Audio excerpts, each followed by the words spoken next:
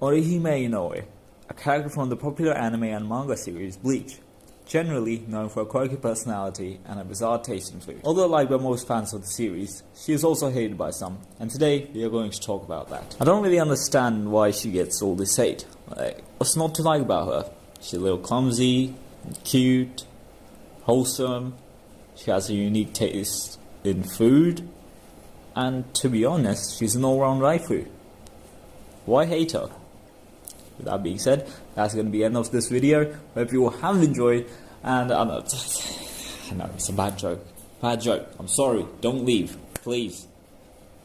I had to do it. It was there and I had to do it. I'm sorry. Anyways, getting back to it, as I said earlier, I don't really understand why she gets all the hate, but we're here to address that situation, basically. All jokes aside, Orihime does get quite a bit of hate, and in my opinion, she's a great character. We're going to prove that the hate she gets does not make sense, and that she should not get the hate she gets. Of course, this is in no way, shape, or form a character analysis or anything. We're not going deep into a character or anything like that. If you want that, gosh, someone like DBZ Imran, his Orihime character analysis video was great, and he went quite a bit in depth into her character. But with all that being said, let us actually get into the actual stuff she gets hate for. First of all, I would like to address the whole shipper situation. Is a big common thing in Bleach. For whenever Orihime gets hate, to just put her on the Ichiruki fans. And I'm gonna be completely honest, although the Ichiruki fans do hate Orihime just for the sake of a ship, and the fact that Ichigo ended up with her and not Rukia, but can we just stop generalizing it, because it's not true all the time. Although Orihime does definitely get hate from some Ichiruki fans, it's not all of them that are hating Orihime, because I have chatted with quite a few Ichiruki fans, and they're quite nice people who actually don't hate Orihime. They just have a ship of their own. That's about it. They don't really care. Also, can we just stop the whole thing of whenever someone tries to bring an argument or a debate to the table, just shutting them down by saying you're or you're bad, and just say L and ratio and stuff like that on Twitter. Like, if someone's up for having a debate with you, can you just chat with them and actually work out your differences and work out who's right and who's wrong about what? Stop saying shut up and just not even listening to anyone's opinions. You're not always right, But yeah, with that being said, let's actually get started with the whole actual hate stuff. Let's actually get started with, firstly, the Ulquiorra vs Ichigo fight. It's a very famous fight, everyone knows it, it's very well known.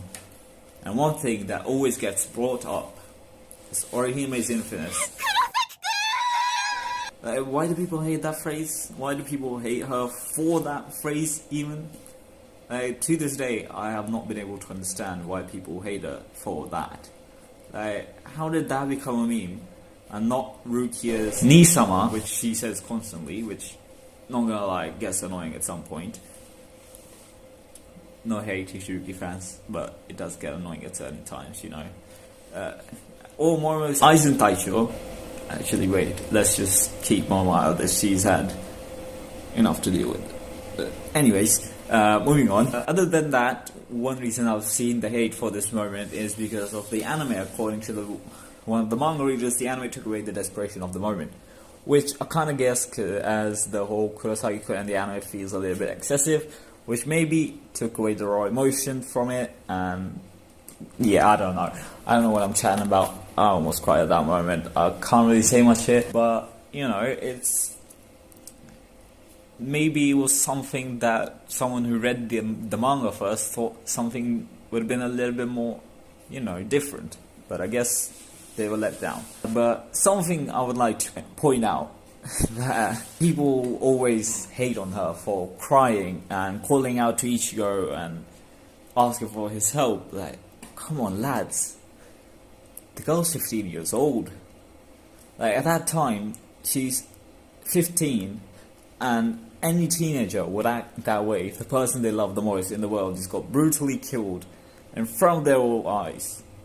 Like, Ichigo is the person she loves the most, and he's been killed in front of her eyes.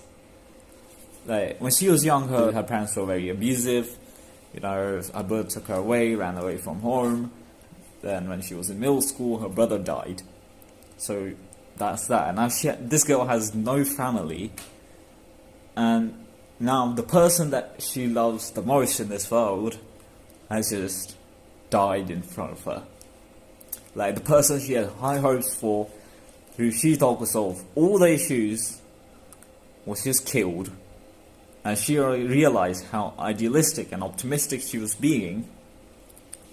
And then Uryu, the mad lad, had to fight with this hellspawn of a being known as Ulquiorra, and had his hand cut off, and she couldn't do anything to protect him. Her shield got broken. So of course she did what any normal person would, and call out to the person you trust. The most, who for her, was Ichigo. Like, what's so odd about that? I don't understand.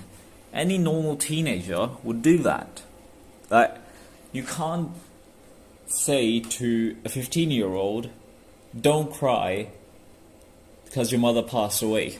You can't do that. You just can't do that.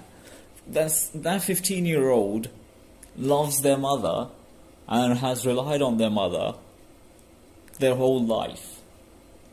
You can't just say, oh, don't cry because she passed away.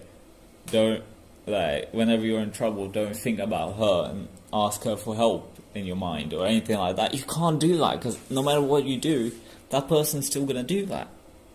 Like, what? Anyways, moving on to the next thing. There's this whole thing about Orihime being a damsel in distress, or the whole Huecomundo arc was a bad copy of Soul Society arc. Or even stuff like, at least Rukia was selfless. She is so selfish. Firstly, Orihime was being selfless until her friends came to save her. Like, she was being selfless, but her resolve weakened by knowing about their arrival. And yes, Rukia was also selfless, but you have to remember, Rukia is a ghost who is somewhere close to, if not over 100 years old. She's pretty wise, because as you know, the older you get, the wiser you get, all that. Well, as I mentioned earlier, Orihime is only 15. Secondly, Huecomundo arc is not a copy of the Soul Society arc. That is such a bad take. Well, you know, we're not here to talk about arcs, so if you want, I'll make a separate video for that. And thirdly, Orihime is not a damsel in distress. If you go by the definition of damsel in distress, it is a young woman in danger. She wasn't really any sort of danger. At least not until Lolly and Manoli started making a fuss out of the situation. But if you go with the definition of woman who needs help, then it would be false, as she agreed to firstly go to Huecomundo arc so that she could protect her friends. Secondly, Aizen was keeping her to use her, so he wasn't going to harm her until he got his use out of her, until which she was safe. And if we go by that, it was false, because by that definition, she wasn't really a damsel in distress. But then come people who say Orihime was just a power-up character, used just so Ichigo could power up in the Huecomundo arc. And that is such a bad take. Again, like, it makes my head hurt. Like, it's so not true. First, let's go accordingly from when Ichigo met up with Orihime in the Huecomundo arc. First comes the fight with Grimmjow. Ichigo was fighting very recklessly in his fight against Grimmjow, or to put it in a better way, he was fighting instinctively. He was not caring about how much hurt he was getting, he was just caring about fighting and enjoying the fight. When Orihime called out to Ichigo, it made him realize, like, oh shit, I need to fight instinctively and enjoy the battle and all, but also need to not get hurt, because there are other people that I need to fight afterwards. I'm also here to save this girl, you know? Then, in the fight against Ulquiorra, her call made Ichigo transform into his Vasalore form. But there are two things that could have happened if Orihime weren't there. or she didn't call out to Ichigo like she did. Either Ichigo would have died, which is very unlikely, because the other thing that would have happened would be that he would have changed into his vast distorted form anyways. Why? Because White, or Ichigo, or Kurosaki, whatever you want to call him, he wasn't just gonna sit there quietly and die with Ichigo, because of course he's not gonna do that. You can tell that from his King and his Horse speech. He said, like, he said literally that don't die until we meet next. If you do, I will take over. Those are of course not his exact words, but he would have taken over Ichigo's body anyways and take the spot as the king. Which means it would have been the same conclusion either way, so she isn't really a power-up character either. So can you please keep that take with you? Because it's really bad. Of course, some people I've seen talk about, of course, how Rukia is better than Orihime Inoue, but that's for another day, because, you know, shit wars and stuff, I don't want to get into that. Of course, some people say that Kubo-Sensei done her dirty and just used her as a plot device in the thousand blah blah because of her clothing, which in my opinion was not really that big of an issue. Firstly, the whole thing about Chad asking Ichigo about her clothes and Urahara giving her those clothes to impress Ichigo was a little nice comedy sequence in the middle of a very serious arc. Literally during a war, so I wouldn't say she got used just for fan service, because, you know, she blocked Yuhaba's attack. The King of Souls, Yuhaba, after he absorbed the Soul King, that Yuhaba, she stopped her attack.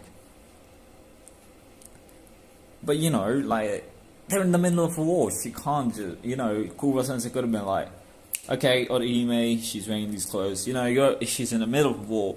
But, you know, let's just change her clothes. But, you know, that can't be done.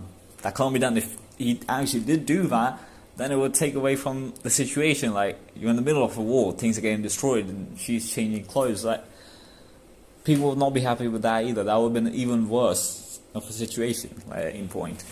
Context is an important thing, and you have to remember she's a girl who has lived a pretty normal life up until a few months ago when Rukia showed up. She was just a normal schoolgirl. She isn't like Uryu, who has had knowledge of Shinigami, Hollow, and all that since he was a kid. She isn't Chad, who was strongly built because of his heritage, and she isn't like Ichigo, who's been able to see ghosts since he was a kid, or, you know, has the resolve to protect anyone, like Ichigo does. She wants to be by Ichigo's side and fight alongside him and protect him. But she isn't like Ichigo in, like, that sense. Like, she was a girl who was living her normal life until Rukia showed up, and after that, we learned in the Soul Society arc that she wants to be able to fight alongside Ichigo. And we can see that when Ichigo says to her that they are going to fight Yuhaba together. And to be honest, because we don't have the anime yet, coming back soon, so hype about that, of course. But with all that being said, of course, that's going to be it for this video. Let me know what you think about all this, your thoughts on Orihime, the hate she gets, and this video. Also, let me know if I missed anything. And with all that, hopefully you will have enjoyed this video. And let me know what other stuff I should make videos on. Hopefully, as I said, you all have enjoyed. And I'll see you all in a new world. Peace.